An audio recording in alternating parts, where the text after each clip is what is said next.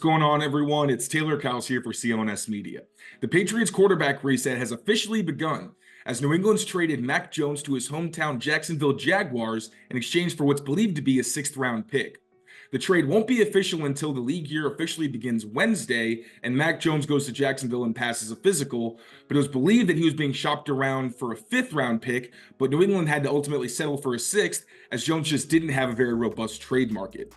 It's a shame, frankly, to see Mac Jones's career in New England end this way, but it is what was likely best for both sides. And now Mac Jones has a chance to compete for a backup spot and maybe even get a chance to reset his career and get a starting opportunity down the road. It's really a shame to see how Mac Jones's career went over the past 2 seasons after a very promising rookie campaign where he wound up getting a Pro Bowl alternate nod and ultimately making the team due to some players pulling out. Now, Mac Jones was far from perfect, and of course, the way that he handled some of the adverse situations over the past couple seasons didn't necessarily help. When Matt Patricia was hired as offensive coordinator and Joe Judge was hired as a quarterbacks coach in 2022, there was tension not just between the coaches and Mac, but also most of the offense, because obviously neither Judge or Patricia was qualified for the jobs that they had and were put into some pretty tough positions. And I'm sure everyone remembers Mac Jones calling his Alabama coaches to try to get some help and advice and a way to steer the ship.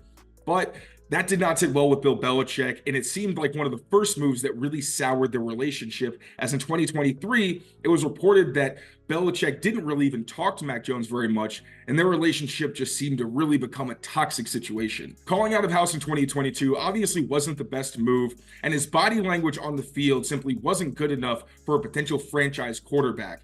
And then fast forwarding to 2023, there was so much tension that Bailey Zappi sometimes watched film in the wide receivers room because he didn't want to watch with the quarterbacks due to there just being too much of a toxic situation in that position group. Beyond the personal situations and how Jones handled himself from a body language perspective, there was of course the case of dwindling mechanics, which really got bad in 2023 and ultimately led to his benching.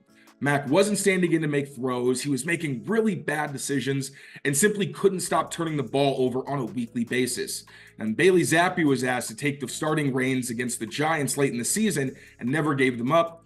And then while Mac Jones did work hard behind the scenes to try to get his job back and prepare himself if he ever got another opportunity, it just didn't seem like it was a good enough situation in terms of practices where he could have earned that starting job back in New England. So at least the Patriots were able to get some type of draft compensation. I'm not surprised it wasn't anything more than a day 3 pick, specifically a late day 3 pick, but at least, again, Mac Jones gets a chance to reset his career and the Patriots can go full steam ahead with their new direction. Testing my skills on Prize Picks this season is the most exciting way to play daily fantasy sports.